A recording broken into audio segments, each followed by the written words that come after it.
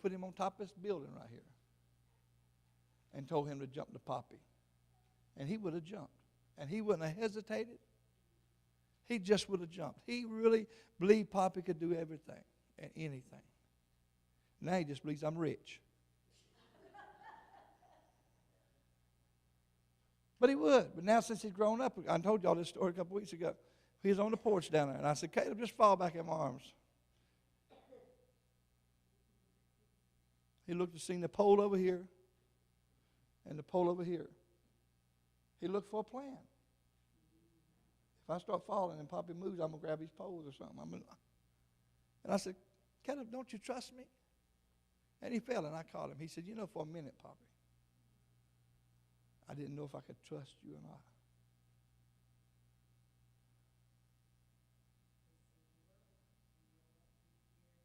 You know what God said? You can just fall in my arms. Cast all your cares upon me, for I care for you. Don't look at that to the left or to the right. Don't try to figure a plan out in this way or that way. Just fall in my arms. He's big enough, folks. God is big enough tonight to catch every one of us, to pick us up out of the mess that we're in and put us in a place of safety and a place of happiness and a place of joy and peace. And I'm not talking about heaven. I'm talking about having it right here. But we got to learn to trust him. You just got to learn to trust him. When he tells you to do something, don't hesitate. Don't hesitate. Don't. So, well, let me think this through. Let me pray about this. Doubt and unbelief is sin. It really is. And faith can't work in those areas. If you've got doubt and unbelief, faith can't work in it.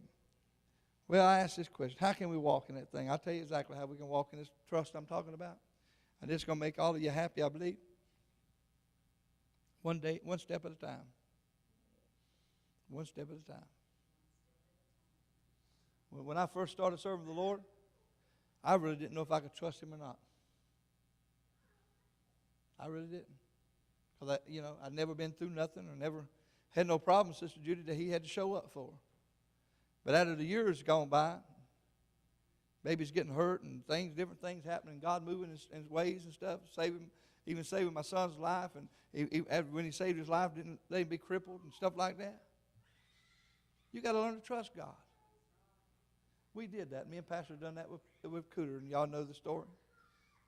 Cooter left the house, and the Lord spoke to me one morning and told me to tell Pastor.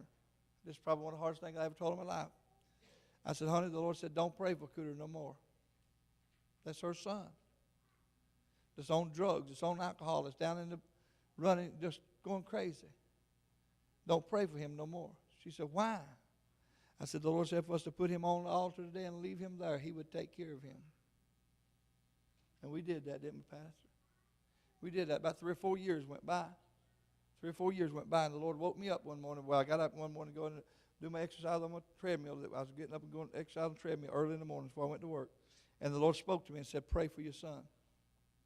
And I asked God.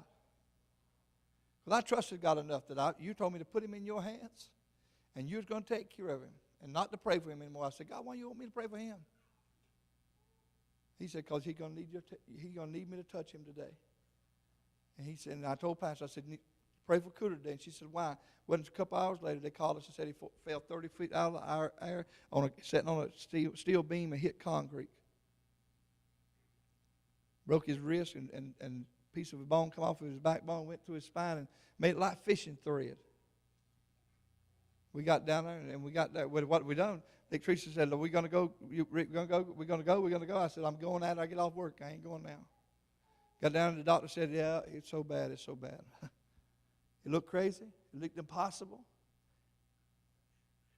Didn't look easy. He said, I've never seen anybody. The exact words he said, I've never seen anybody with this much damage that won't have paralysis or something, be crippled when they get, even after we do the surgery. And I told that doctor right to his face, Pastor, be the witness to it. I said, it will not happen. And he said, why? I said, because God woke me up this morning and said to pray for him and trust him, and he'd take care of him today.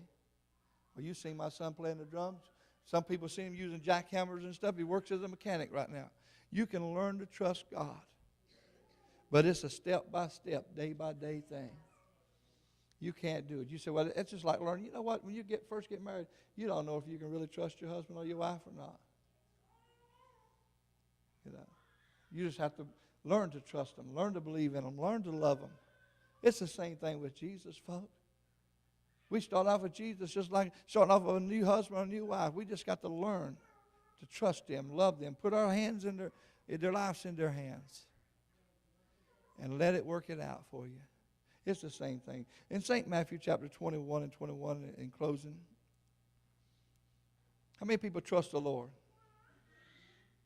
How many people want the Lord to help you where you can't trust Him right now? Oh, there's areas I got complete trust in Him, Jason. You know it too. You know I have. But there's some areas in my life I got about a half mast on some areas. Come on, it's the truth, everybody. You be truthful. There's some areas, if God would ask you to do something, some areas in your life, you wouldn't hesitate to do it. You'd just be headstrong and just run to go do it. But there's some areas in your life and my life that if God asked me to do, I'd probably have to have a half mass until I prayed about it and looked things over and checked things out. And that ain't where you should be. Ain't where you should be. She's just helping me preach. He's just helping me preach. St. Matthew chapter 21 and verse 21. Jesus said, this is where Jesus cursed the fig tree. The fig tree died. Jesus answered and said unto them, verily I say unto you, if ye have faith, and doubt not. Now why would you put them two things together? If ye have faith and doubt not, and that doubt, like I said, don't hesitate, don't waver. Ye shall not only do this which is done to this fig tree, but also if ye shall say to this mountain, unto this mountain, be thou removed and cast in the sea, it shall be done. But you can't doubt. If God tells you to do something, don't doubt. I tell you, let me just deal with you right where you live. If God told you to give somebody a $500 today, and you had it, I mean, you had $700 or $800 in your wallet, and God spoke to you right away, give that boy or give that girl $500. I guarantee you I see a lot of half-mast.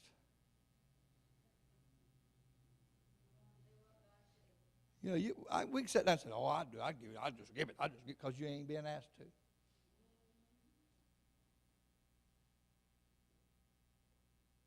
You know, it's a different story when you're in the picture.